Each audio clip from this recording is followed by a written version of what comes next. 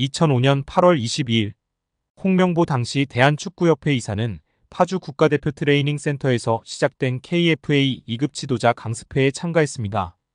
홍명보는 지도자 자격증이 없는 상태였는데요.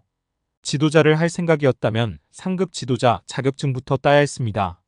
상급 지도자 자격증을 따면 유소년이나 초등학교 축구교실에서 지도자 생활을 할 수 있었습니다. 2급 지도자 자격증을 따려면 상급을 따고 2년이 지나야 했습니다. 하지만 홍명보에겐 예외 조항이 적용됐습니다. 협회는 국가대표팀에서 A매치 20경기 이상을 소화하거나 K리그 100경기 이상 출전한 경력자들에 한해서는 상급 지도자 자격증 없이 바로 2급 지도자 자격증을 딸 수 있게 했습니다. 2005년 9월 26일 협회는 딕 아드보카트 한국 축구 대표팀 신인 감독을 보좌할 코치 중 한 명으로 홍명보를 택했습니다. 지도자 자격증이라곤 전무했던 홍명보가 2급 지도자 자격증을 딴 지 3주 만이었습니다. 자격 논란이 불거졌습니다. 2급 지도자 자격증을 보유한 자는 중학교나 고등학교 팀만 지도할 수 있었는데요.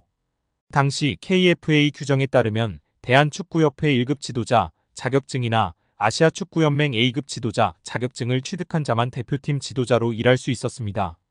협회는 당시 지휘권을 갖지 않는 보조 지도자 역할이기 때문에 홍명보 코치의 1급 자격증 취득 여부는 크게 문제될 것이 없다는 입장이었습니다. 지도자 경력이라곤 지도자 수업 3주뿐이었던 홍명보는 국가대표팀 코칭 스태프에 합류한 역사적인 사건이었습니다.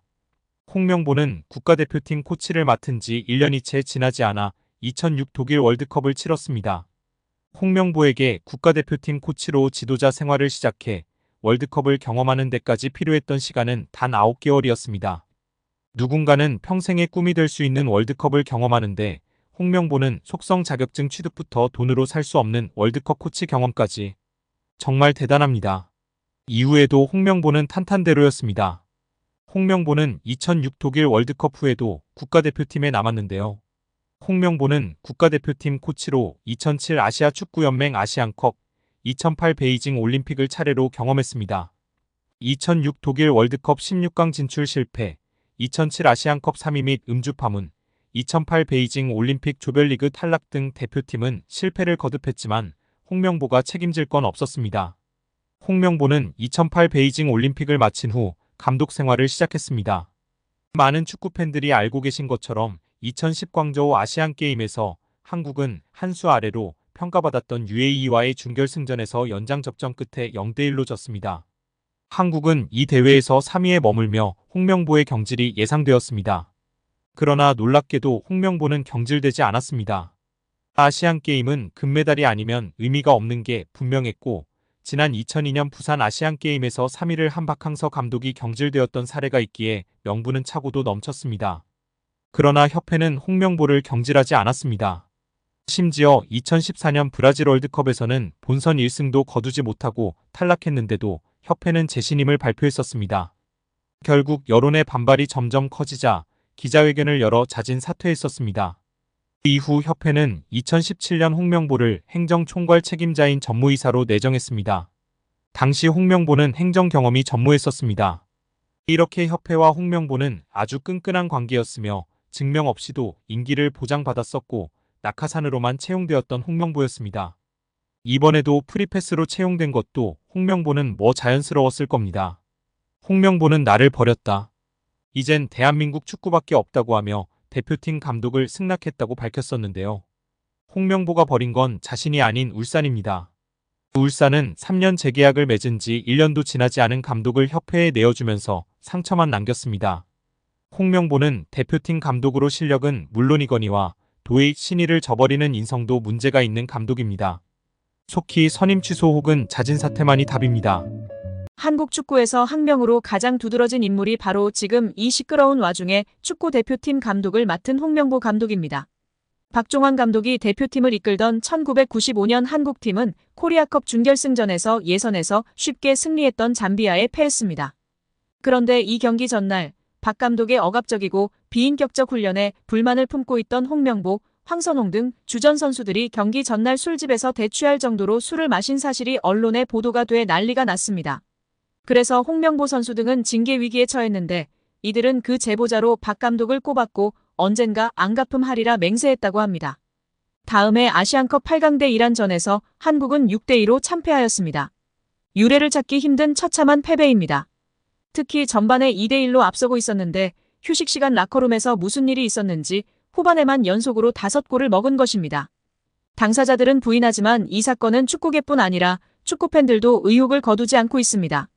박 감독은 결국 감독에서 물러났고 당시를 회상하며 자살까지도 생각했을 만큼 개인적으로도 충격이 컸다고 했습니다.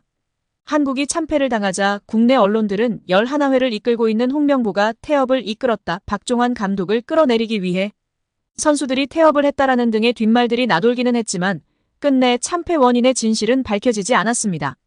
당시 한 언론은 홍명보 선수가 과학적이고 체계적으로 지도하는 감독을 원한다며 스파르타식 훈련을 고집하는 박종환 감독에게 노골적인 반기를 들었지만 누구보다도 체계적으로 지도했던 아나톨리 비쇼베츠 전 감독에게도 노골적인 불만을 터뜨렸다고 전했습니다. 조중현 당시 KBS 해설위원조차 홍명보가 선수로서의 본분을 망각한 것 같다. 옛날에는 감독의 그림자도 밟지 않았는데 어쩌다 이 지경이 됐는지 모르겠다고 개탄했다고 합니다. 하석주 전 전남 감독은 최근 언론 매체 오센과의 인터뷰에서 11회는 그냥 봉사단체다. 내가 회장을 맡고 있다. 라고 밝힐 뿐 특별한 이야기는 하지 않았었습니다. 한국 축구의 에이스 이강인이 소속팀인 프랑스 최고 명문 파리 생제르맹에서 수비형 미드필더로 변신할 전망입니다. 물론 최적의 포지션은 아닌데요. 공격적인 능력이 좋은 이강인 입장에선 포지션 경쟁에서 밀린 거나 다름없습니다.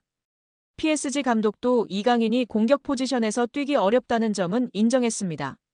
PSG 사령탑인 스페인 국가대표팀 감독 출신 루이스 엘리케가 이강인에 대해 언급한 것이 눈길을 끌고 있습니다. PSG는 23일 리그앙 30라운드 원정 경기를 치르는데요. PSG 입장에선 보너스 경기나 다름없습니다. 이미 24승 5무을 기록, 2위 올랭피크 드 마르세유와의 격차를 22점이나 벌리면서 우승을 확정지었기 때문입니다. PSG의 리그앙 관련해서 남은 목표가 있다면 무패 우승이 될 수 있습니다. 5경기를 전부 이기면 승점 92점이라는 엄청난 기록을 남기면서 리그앙 역대 최강의 팀으로 역사에 기록되는 것도 가능한 상황입니다. 그러나 이보다 더 중요한 것은 챔스 4강전 아스널전일 것 같습니다. 아스널을 이기면 FC 바르셀로나와 인터 밀란의 맞대결 승자와 결승전 단판 승부를 치를 예정입니다. 그런 상황에서 치러진 낭트전 사전 기자회견 때 최근 PSG 입지가 좁아진 이강인 관련 질문이 나왔습니다. 이강인은 지난 20일 르 아브르전에서 모처럼 실전 선발로 나와 활약했습니다. 특히 이번 시즌 뛰었던 윙어와 공격형 미드필더 혹은 최전방 스트라이커가 아닌 수비형 미드필더로 뛴 것이 눈에 띄었습니다. 이강인이 마요르카 시절 중앙 미드필더로 보긴 했지만 PSG에 와선 공격 기능이 우선시되는 포지션을 맡았기 때문에 이번 수비형 미드필더 보직 변경은 시선을 끌 수밖에 없었습니다. 엘리케 감독은 취재진으로부터 이강인을 르 아브르전에서 아주 낯선 자리에서 뛰도록 했다. 그의 활약을 어떻게 평가하나? 그 자리에서 다시 이강인이 뛸 수 있을까라는 질문을 받았습니다. 엘리케 감독은 만족스러운 눈치였는데요.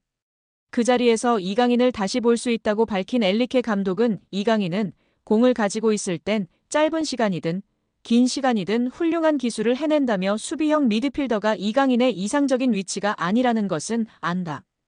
그 자리에서 경기할 땐 수비적으로 만회해야 한다고 했습니다. 그는 이어 일종의 테스트 차원이라는 점을 강조했습니다. 선수들을 편안한 곳에서 벗어나게 해야 한다며 난 그럴 때 선수들의 정신적인 면을 보길 원한다. 이강인이 좋아하지 않는 포지션이라도 많은 것을 가져다 줄 수 있을 것이라고 했습니다. 엘리케 감독은 결국 이강인이 흐비차 크바라츠헬리아, 브래들리 바르콜라 등 공격수들과의 경쟁에서 밀린 것을 인정한 것입니다. 다만 이강인을 포기할 생각은 없고 그의 기술은 인정하는 만큼 수비형 미드필더로의 쓰임새를 보려는 것으로 간주됩니다. 그러나 저는 개인적으로 동의할 수 없는데요.